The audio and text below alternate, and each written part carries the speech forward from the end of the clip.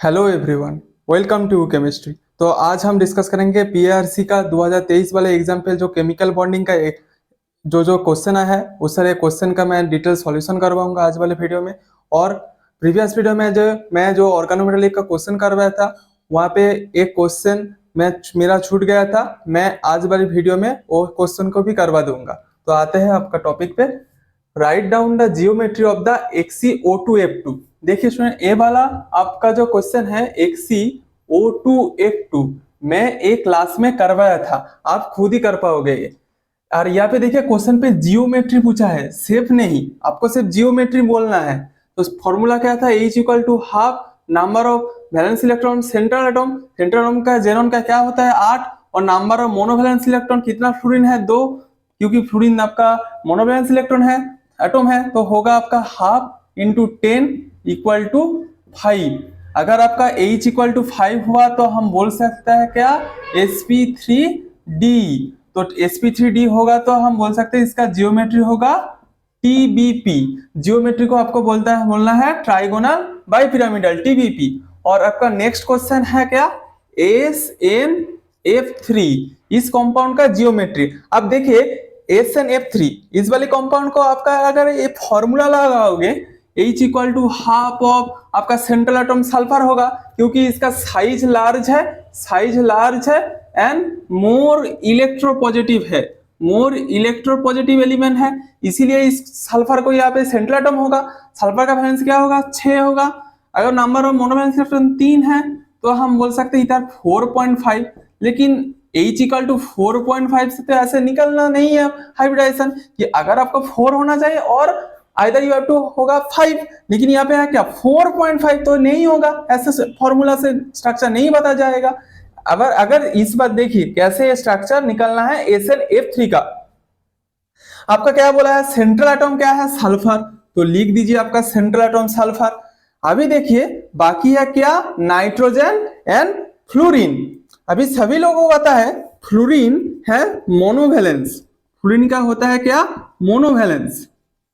मोनोवैलेंस मतलब एक ही बॉन्ड से कनेक्ट होता है, मतलब इसके पास एक ही बॉन्ड से कनेक्ट होता है सेंट्रल एटम से। और नाइट्रोजन आपका क्या होता है, ट्राईवैलेंस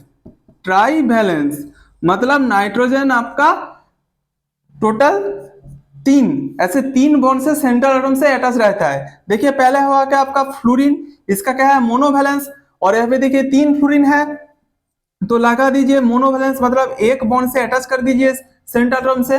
और देखिए क्या, एक नाइट्रोजन, और वो जो नाइट्रोजन है वो क्या है ट्राईवैलेंस, मतलब ट्रिपल बॉन्ड से ऐसे ऐड हो रहेगा सेंट्रल एटम से।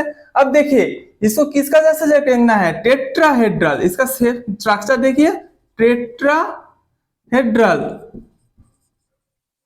देखिए इसको ऐसे ही देखना है, CH4 जैसे ही है ना, ये तो CH4 जैसे ही है। और यहाँ पे क्या जियोमेट्री पूछा है, इसीलिए इसको बोलना है टेट्राहेड्रल, ठीक है। ऐसे ही इसका जियोमेट्री निकालना है SnF3 का टेट्राहेड्रल, और आपका XeO2F2 का होगा TBP ट्राइगोनल बाइपिरामिडल। ये था आपका पहले क्वेश्चन। उसके बाद आपका नेक्स्ट क्वेश्चन क्या है, right LUMO of the CN- and O2 molecule. देखिए ये भी बहुत इजी सा क्वेश्चन था, केमिकल बॉन्डिंग का इस तरीके का क्वेश्चन सभी एग्जाम पे आता है। आपका IIT जैन वाला एग्जाम से, ऐसा नेट गेट इस सारे एग्जाम पे तो ऐसे ही क्वेश्चन आता है आपका केमिकल बॉन्डिंग से, ठीक है। तो देखिए LUMO of the cyanide minus, ऐसे इधर लिख दीजिए साइनाइड माइनस, इसका क्या बोलना है लूमो, मतलब लोएस्ट अनऑक्युपाइड मॉलिक्यूलर ऑर्बिटल। आपको एमओ ड्रॉ करना पड़ेगा, एमओ मतलब मॉलिक्यूलर ऑर्बिटल थ्योरी। अब देखिए मॉलिक्यूलर ऑर्बिटल कैसे निकालना है, बहुत इजी है। अब बताइए कार्बन और नाइट्रोजन पे मोस्ट इलेक्ट्रोनेगेटिव कौन है। अभी सभी लोगों को पता है nitrogen is the most electronegative, तो इधर पे जो मोस्ट इलेक्ट्रोनेगेटिव होता है तो उसको हम नीचे रख दीजिए।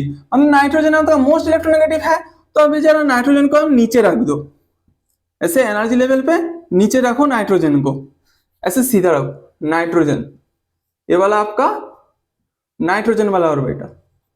और देखिए कार्बन क्या होगा आपका लेस इलेक्ट्रोनेगेटिव, तो इसका ऊपर रखो, ऊपर में ऐसे प्लेस कर दो। जो ज्यादा इलेक्ट्रोनेगेटिव होगा उसका इधर एनर्जी ऐसे लिखो, उसको नीचे रखो, और जो इलेक्ट्रोनेगेटिव कम होगा उसको ऊपर भेज दो भाई। तो अभी देखो इसको ऑर्बिटल लिखना है।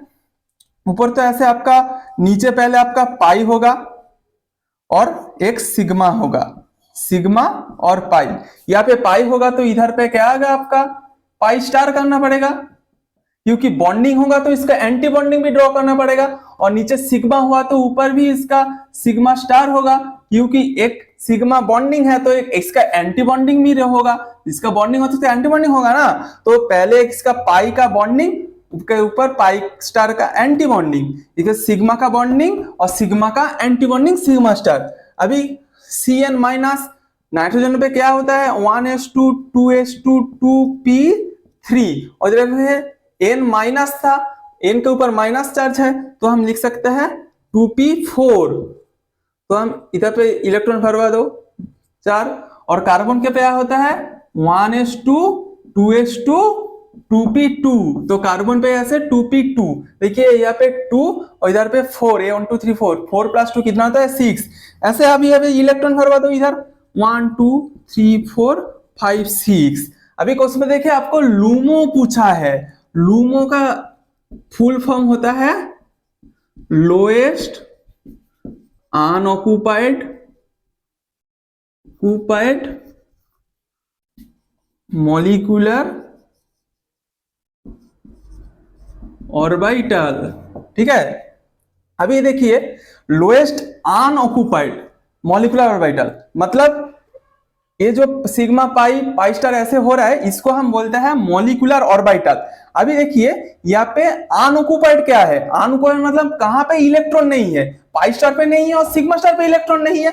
अभी देखिए कौन सा लोएस्ट एनर्जी पे है, पाई स्टार आपका लोएस्ट एनर्जी है, क्योंकि देखिए इसका एनर्जी वाला टर्म ग्राफ है इधर, ये आपका लोएस्ट एनर्जी है, ये आपका लोएस्ट एनर्जी है क्योंकि ये नीचे है, और ये क्या ऊपर है सिग्मा स्टार मतलब ये क्या हाईएस्ट एनर्जी है, हाईएस्ट एनर्जी है। तो हम बोल सकते हैं क्या लोएस्ट अनऑक्युपाइड, तो हम बोल सकते हैं पाई स्टार। तो पाई स्टार होगा आपका लूमो, पाई स्टार होगा आपका लूमो ऑफ Cn माइनस। और अगर क्वेश्चन पे होमो बोलता तो होगा आपका पाई, ये बोलता है आपका होमो। होमो का फुल फॉर्म होता है हाईएस्ट ऑक्युपाइड मॉलिक्यूलर ऑर्बिटल। यहाँ पे देखिए ऑक्युपाइड, इलेक्ट्रॉन पूरा ऑक्युपाइड करा है इसको, ये ऑक्युपाइड वाला है क्या हाई एनर्जी है पाई। और यहाँ पे देखिए लोएस्ट अनऑक्युपाइड बोला है मतलब यहाँ पे वैकेंट है और उसका लोएस्ट एनर्जी है। देखिए पाई स्टार वैकेंट है और इसका एनर्जी देखिए नीचे है, तो इसको हम बोल देंगे लूमो। ठीक है, इसका आंसर हो जाएगा पाई स्टार। और आपका नेक्स्ट क्या है ऑक्सीजन मॉलिक्यूल का पूछा है, ये भी बिल्कुल सिमिलर तरीके से आपको निकालना है।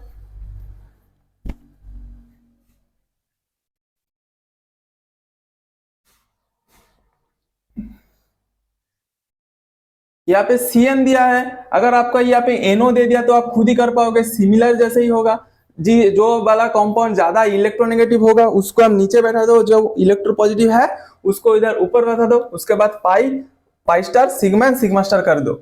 देखिए आपका नेक्स्ट है ऑक्सीजन मॉलिक्यूल का आपको लूमो बताना है। देखिए ऑक्सीजन मॉलिक्यूल में क्या क्या ऑर्बिटल आता है 1s2 2s2 2p4। तो ऊपर आपका क्या है 2p4, पहले आप ऐसे 2p4 2p ऑर्बिटल को लिख दीजिए, ये होता है आपका 2p4 क्योंकि p का आपका क्या होता है 3 सबसेल होता है ना ऐसे। तो अभी देखिए 2p इधर भी सीधा लिखिए 2p, क्योंकि O2 है, 2 ऑक्सीजन मॉलिक्यूल है। अभी लिखिए इधर पे 2s, आपका 2s, उसके बाद क्या है आपका नीचे 1s, 1s को लिख दीजिए, सीधा सीधा रखो 1s। अभी देखिए अगर सिग्मा इधर पे भी ऐसे प्रीवियस में जैसे बताया था Cn माइनस पे सिग्मा सिग्मा स्टार पाई पाई स्टार, इधर भी ऐसे ही होगा। 1s का क्या होगा एस ऑर्बिटल क्या क्या ओनली सिग्मा ही रहता है, तो इधर लिख दो सिग्मा। 2s ऑर्बिटल क्या होता है ओनली सिग्मा रहता है, क्योंकि एस ऑर्बिटल का एक ही होता है, ये ओनली सिग्मा ही होता है। अभी 2p में देखो 2p में क्या होता है px by pz, मतलब वहां पे क्या है सिग्मा भी होता है और आपका पाई बॉन्ड भी आता है।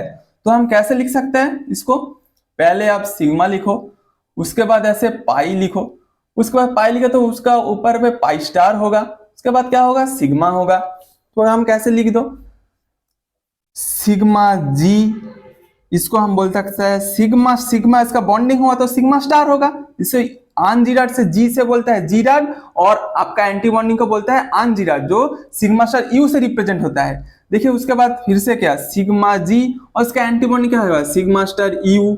इधर देखिए सिग्मा जी, जो आपका पी ऑर्बिटल है तो हम बोल सकते हैं 2px।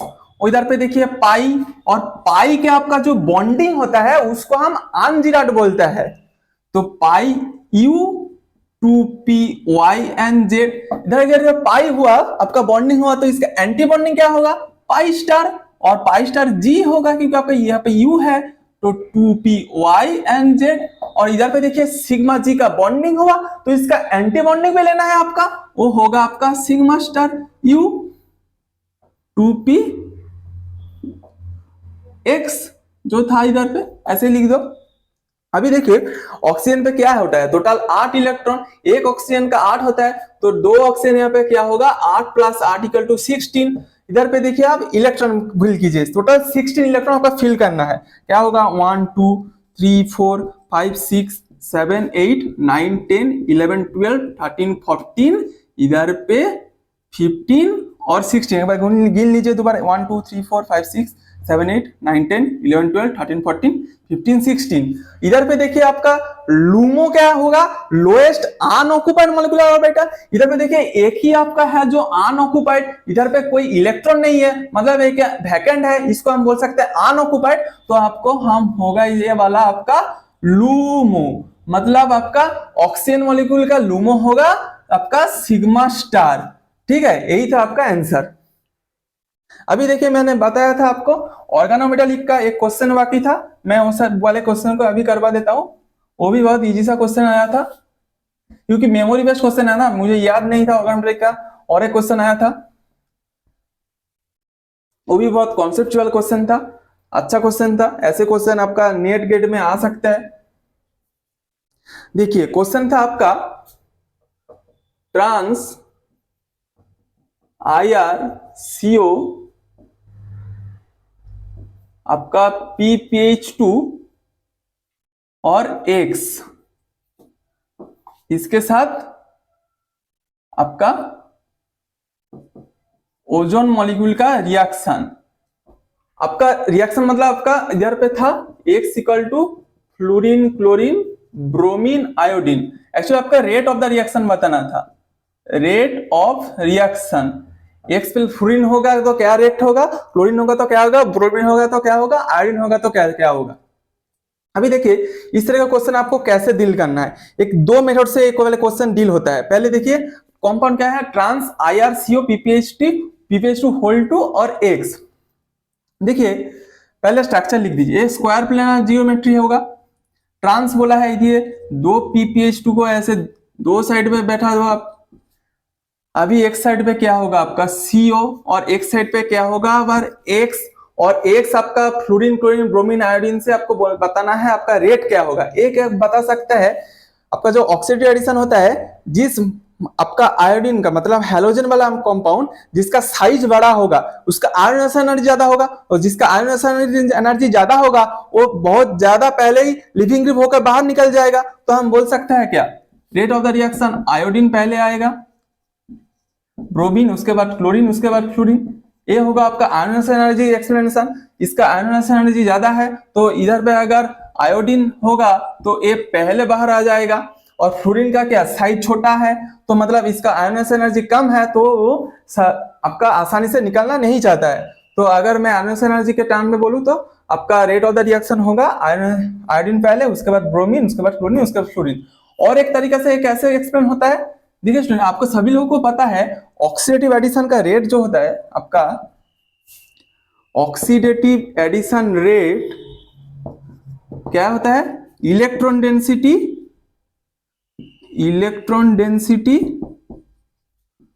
ऑन मेटल, मतलब central metal directly proportional to rate of reaction. Oxidative addition पे क्या होता है electro density of the central atom directly proportional to आपका क्या रेट ऑफ द रिएक्शन। अगर यहाँ पे आपका फ्लोरीन हुआ, देखिए एक्सप्लेनेशन, अगर इधर पे फ्लोरीन हुआ, फ्लोरीन क्या है आपका मोर इलेक्ट्रोनेगेटिव, तो मतलब ये क्या क्या सेंट्रल एटम में जो इलेक्ट्रॉन है वो क्या अपने तरफ खींचेगा, क्योंकि फ्लोरीन मोर इलेक्ट्रोनेगेटिव है तो अपने तरफ खींचेगा, तो इधर पे क्या क्या इलेक्ट्रॉन डेंसिटी क्या लेस हो जाएगा, लेस इलेक्ट्रॉन डेंसिटी। तो अगर इलेक्ट्रॉन डेंसिटी लेस हुआ तो वह कैसे इसको धक्का मार के बाहर निकालेगा, तो अगर आपका तो नहीं बाहर निकल सकता क्योंकि फ्लोरीन मोर इलेक्ट्रोनेगेटिव है। अभी अगर देखिए इधर पे आयोडीन आता है आपका, अगर ये एक्स इक्वल टू आयोडीन आता है तो यह क्या लेस इलेक्ट्रोनेगेटिव है कंपेयर टू फ्लोरीन।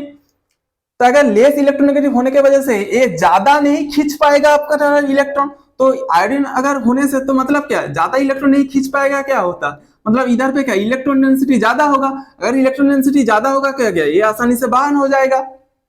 तो ऐसे ही बता सकते हैं आपका रेट होगा आई, उसके बाद Br माइनस, उसके बाद Cl माइनस, उसके बाद फ्लोरीन माइनस। और इलेक्ट्रोनेगेटिव और तो आप सभी लोगों को पता है फ्लोरीन, क्लोरीन, ब्रोमीन, आयोडीन। फिर से बता देता हूं कैसे हुआ। फ्लोरीन होगा, अगर इधर पे फ्लोरीन होगा तो इसका क्या इलेक्ट्रोनेगेटिविटी ज्यादा होगा, तो मतलब क्या इस बॉन्ड इस एटम पे जो जो इलेक्ट्रॉन है वो अपनी तरफ खींच लेगा, मतलब यहाँ पे क्या लेस इलेक्ट्रॉन डेंसिटी हो जाएगा। अगर इलेक्ट्रॉन डेंसिटी लेस होगा तो क्या है इसको धक्का मार के बाहर नहीं निकल पाएगा ओजोन वाला मॉलिक्यूल, तो इसका फ्लोरीन होगा तो इसका रेट क्या स्लो होगा, ऐसे होगा। तो रेट होगा आपका I minus Br minus Cl minus F। यही था आज का वीडियो, यही पे खत्म होता है। तो student stay happy and stay learning.